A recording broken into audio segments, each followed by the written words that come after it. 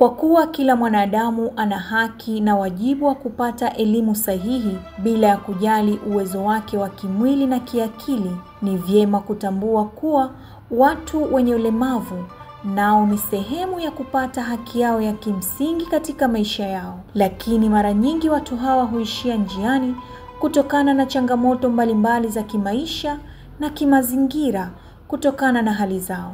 Bado kuna wazazi watoto hawa wanafungia ndani, lakini tunalowaomba kwamba watoto hawa waletwe katika skuli. Wapo walimu wa kutosha ambao wanawafundisha watoto wale. Kwani mtoto kumleta skuli kidogo akachanganyika na wenziwe, basi muda mdogo tu mtoto anaweza akajielewa. Tofauti na wazazi walio wengi, watoto hawa tunakuwa tunawafungia katika majumba yetu na hawawezi kufanya jambo lolote. Lakini walimu wazazi tunawaambia wawalete watoto hawa, na kuwaleta tu ndani ya wiki moja watoto hawa wanakuwa wanabadilika. Kwa sababu kuna wengine wale ambao wanachuruzika madenda, lakini wakija pale wanajikaza. Kuna wengine viungo vyao havifanyi kazi, vimeregea, lakini wakija pale kutokana na zile harakati za wenzao, akaingia akatoka, na fila ndani ya wiki moja, ndani ya mwezi mmoja mtoto yule anakuwa yuko vizuri, na wazazi wanaleta shukrani kwa walimu kwamba kweli watoto hawa wanaendelea. Katika makala zetu zinazohusu watu wenye ulemavu, leo tutaangazia hatua zinazochukuliwa na serikali katika kuhakikisha watu wenye ulemavu wanapata haki yao ya kimsingi ya kupata elimu bora ambayo itawasaidia kuondokana na utegemezi katika maisha yao. Lengo ni kuhamasisha jamii inayotuzunguka kuwa tayari kushirikiana na serikali na wadau mbalimbali katika upatikanaji wa haki hiyo ya kimsingi katika maisha ya kila siku ya mwanadamu. Sheria namba 8 ya watu wenye ulemavu ya mwaka 2022 katika kifungu kidogo cha mabano 2 kinasema Baraza la Taifa la Watu wenye Ulemavu itahakikisha watu wenye ulemavu wanapata elimu na mafunzo ya amali katika ngazi zote na kuwepo na mfumo jumuishi unaozingatia mahitaji maalum ya watu wenye ulemavu katika ngazi zote za elimu.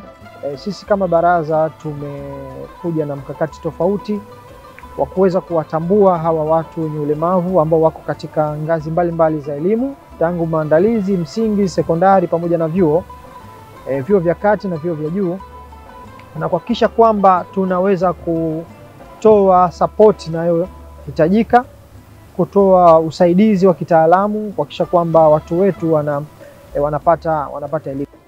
Serikali kiujumla hili jambo limeliona na imeanza kuchukua jitihada za kimkakati kuhakikisha kwamba changamoto hasa kwa kundi la watu wenye ulemavu zinapungua. Kwa hiyo serikali imeamua sasa kuja na mkakati huo na kuhakikisha kwamba watu wenye ulemavu wanapata. Lakini mkakati wa pili, tayari serikali pia imeanza kuja na skuli maalum za watu wenye ulemavu ambazo mwaka jana zimeweza kujengwa. Katika mwaka huu wa fedha ambao tumeumaliza, zimejengwa skuli 2 za kimkakati kuhakikisha kwamba watu wenye ulemavu wanapata elimu bora. Ni kwa nini zimejengwa hizi skuli? Ni kwa sababu moja ya changamoto ambayo inatukumba, wataalamu wanaoweza kuwahudumia watu wenye ulemavu katika ngazi ya elimu, yani walimu wataalamu ni wachache. Lakini la pili, changamoto ya vitendea kazi, yani teaching and learning materials ni hafifu au ni chache. Sasa tukisema tuende katika mtindo wa inclusion kwa kila aina disability, maana yake sasa tutawapoteza vijana wetu katika mfumo huu. Sasa serikali kwa kuliona hilo imetengeneza skuli 2 hizi, imejenga as a pilot kuweza kuona kwamba watoto katika basic ya primary pale wanapata elimu iliyo bora, ili sasa akianza kukua kwenda kwenye sekondari anaweza kujisimamia kwa usaidizi mdogo sana wa walimu. Mtazamo hasi katika jamii bado ni changamoto. Mara nyingi watu wenye ulemavu wanakabiliwa na dhana potofu ambazo zinazuia ushiriki wao kamili.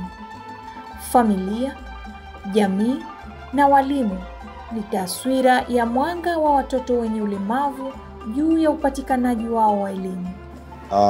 Bado kuna changamoto kwa wanafunzi hao wenye ulemavu, kwa sababu bado kuna wazazi wangali wanaficha watoto hao. Lakini wito wetu kama ofisi ya elimu wilaya kupitia Wizara ya Elimu na kwa wilaya ya Mjini, tunawaomba wazazi mara zote kwamba wapeleke watoto hawa katika shule zote. Na tuna mpango maalum kama wilaya kuweza kuwatafuta vijana hawa popote walipo, lakini tuhakikishe kwamba wanapelekwa kwa shule zetu. Kwani shule zetu zimejipanga. Tuna shule vituo vitatu katika wilaya yetu ya mjini. Tuna kituo cha Jang'ombe ambayo inahudumia na wale wanafunzi wenye mahitaji ya akili. Tuna Mwembe Makumbi na yupo vile vile tuna Kiswandui. Hawa wote wanashughulikiwa kwa mujibu wa kupatiwa elimu kama lilivyo lengo la serikali ya mapinduzi ya Zanzibar. Kwa majina anaitwa Happiness Johnson. Ni mwalimu mkuu wa kituo cha Zanzibar Daycare ambacho kituo kinalea watoto kuanzia miezi 3 na kuendelea.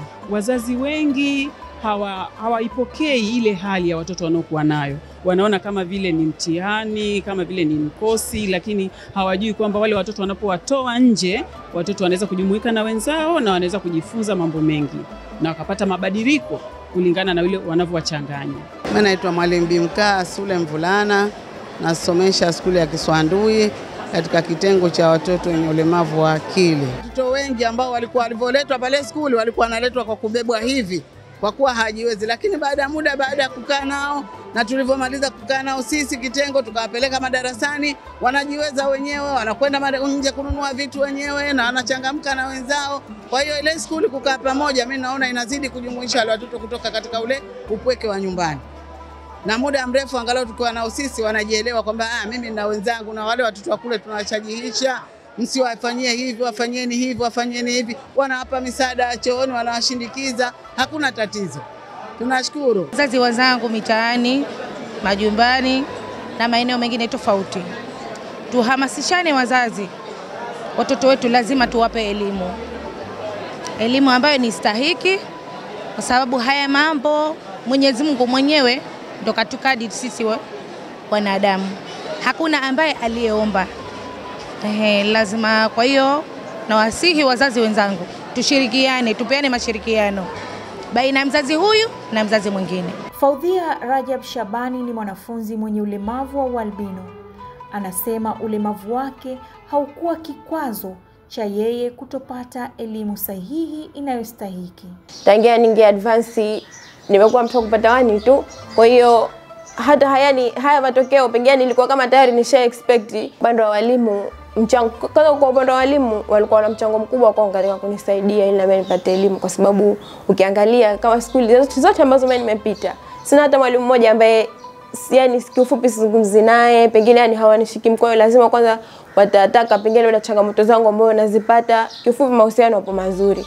Na kiupande wa wanafunzi pia mahusiano yapo mazuri, kwa sababu wanafunzi wote naongea nao na wanafunzi wote nashirikiana nao. Mtu mwenye ulemavu ni kama mtu wa kawaida, kwa hiyo naye ana haki pengine labda ya kusoma, ana haki ya kusikilizwa na haki zozote, pengine haki freedom of association na haki nyingine.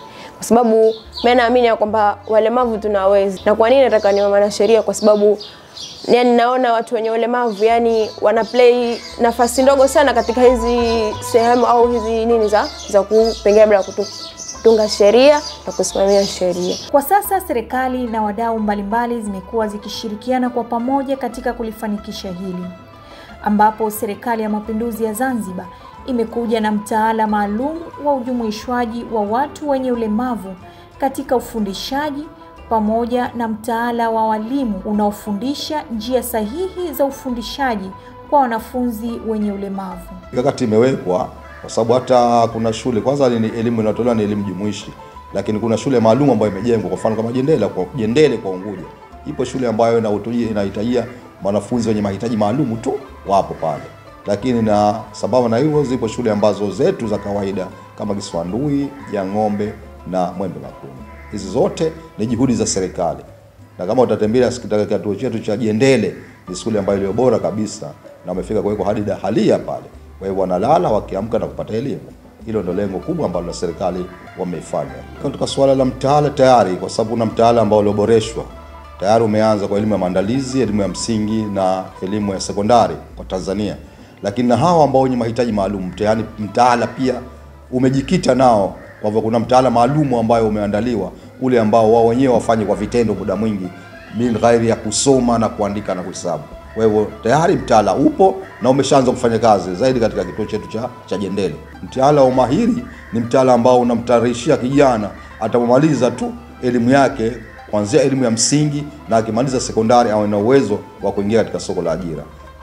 Hayo yapo na tayari ameshaanza kufanywa kazi na walimu wetu wamepatiwa mafunzo mbalimbali juu ya kutumia mtaala huu, ili na yeye aweze kujiendesha kwa sababu tunao wengine walimaliza pale Kiswandui, wapo kina Thani wanafanya kazi ya uchongaji, akwambia mwalimu ninachonga hivi vitanda hivyo, lakini natunga vitanda. Kuna kina Ibrahim walemavu ambao walikuwa wanatengeneza waya za umeme. Kwa hiyo niombe tu waitilie mkazo kwamba iwepo curriculum kwa ajili ya hawa watoto, kwa sababu hawa watoto pia wana mabadiliko makubwa wanapojumuika na wenzao, na wanapoingizwa katika vituo mbalimbali. Watoto wana mambo makubwa ya kufanya, sio tu kusoma, lakini katika mambo mengi watoto wanaweza kubadilika, kwa sababu wapo wengine ambao wanaweza wakatengeneza vitu, mwingine akajitambua, mwingine akaweza, kwa sababu wanapokuwa wanawafungia ndani watoto wanashindwa hata jinsi ya kujitambua, wanashindwa jinsi ya kujitegemea, lakini wanapokuwepo maskulini wana uwezo wa kufanya hivyo.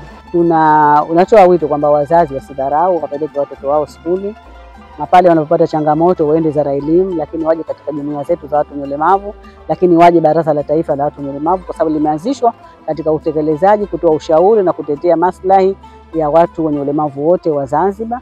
Kwa hivyo waje pale, na mtu anapohisi jambo lolote, kwa sababu sisi si kisiwa kama tunakaa peke yetu, lakini tunatoa wito kwa jamii tushirikiane, tuweze kufanya kazi kwa pamoja.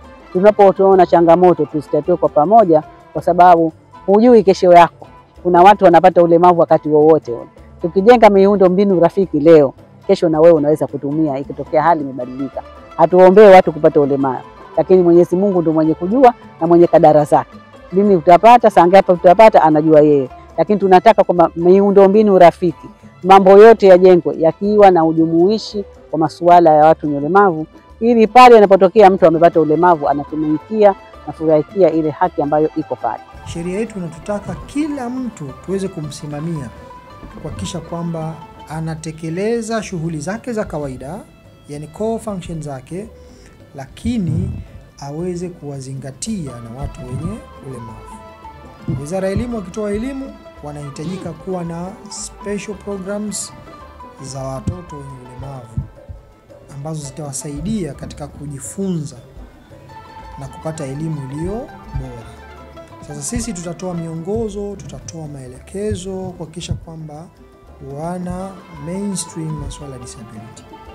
Kwa hiyo hilo ndio jukumu letu kubwa la uratibu na kusimamia compliances za masuala ya ulemavu nchini. Hii inaitwa ni Supplementary Curriculum Framework for Inclusive and Special Need Education. Huu ni mtaala wa maalumu kwa ajili ya watoto wenye ulemavu. Sasa ukitizama humu ndani kuna mambo mengi ya kila aina ya ulemavu, ambapo umeelekeza watu wenye ulemavu wasomeshwe kwa namna gani. Na huu umetoka mwaka 2022. Unaona?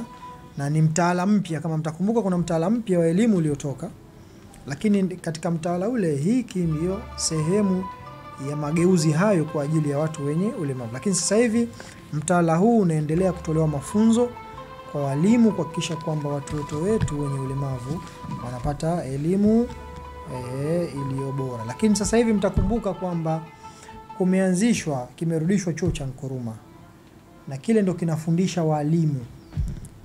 Sasa hii pia ni curriculum imeandikwaje? Curriculum Framework for Teacher Education, ambapo hii pia imeweka program za watoto wenye ulemavu. Kwa hiyo walimu kule watakuwa wanaandaliwa kuja kuwahudumia watoto wetu wenye ulemavu. Kwa hiyo tunaendelea mbele, na mpaka mnaona mimi hizi document niko nazo hapa, manake kuna kazi kubwa imefanywa na serikali yetu inaendelea kuhakikisha kwamba mambo haya yanafanywa kazi.